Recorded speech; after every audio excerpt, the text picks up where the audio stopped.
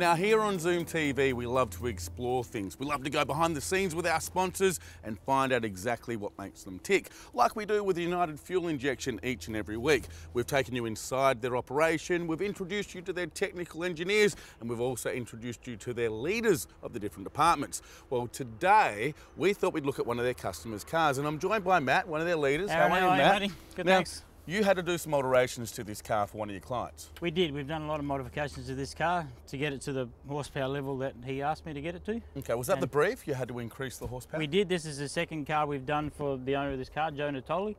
The last one we did was 200 rear wheel horsepower. He bought this car and came to me and said, Matt, I want 250. Okay, how about you take me through, pop the bonnet and take me through some of the changes. Absolutely. As you can, I mean, the scoop gives it away. There's something going on under there. Whoa, you can see you've done something here, Matt. Yeah, there's some nice shiny parts in there. I mean, obviously we started by doing a pre-dyno run. It made 110 horsepower at the back wheels. Our brief was 250, so we knew we had to do a lot of changes.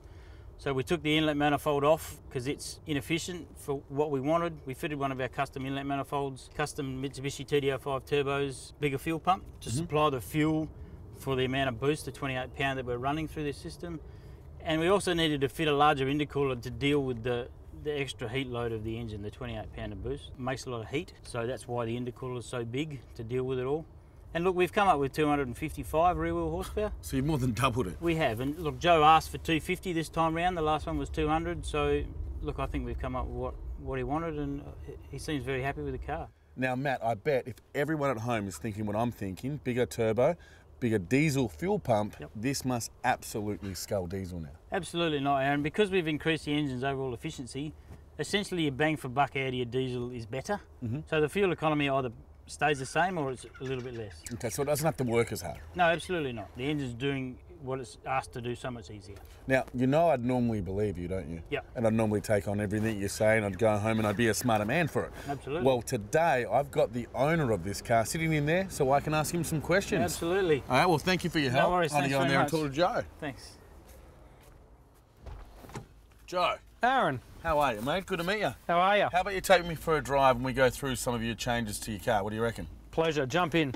Oh, I'll tell you what, she's definitely high off the ground, isn't she? Yeah, she's a beast, mate. So, Joe, one of the first things I noticed is you must be into forward driving because your car has been altered all over. The car is set up for tough touring, a lot of tracks and forest work, as well as also getting out onto the beach with the family and getting away for weekends. Okay, is that what motivated you to do the alterations to the engine? Yeah, sure, because the sand over here in Western Australia is very soft and you need that little bit of extra torque and that little bit of extra power to manoeuvre through the sand dunes and to get you out of trouble if you do come across it. So, Joe, you now have over 250 horsepower. How has that reflected on the economy?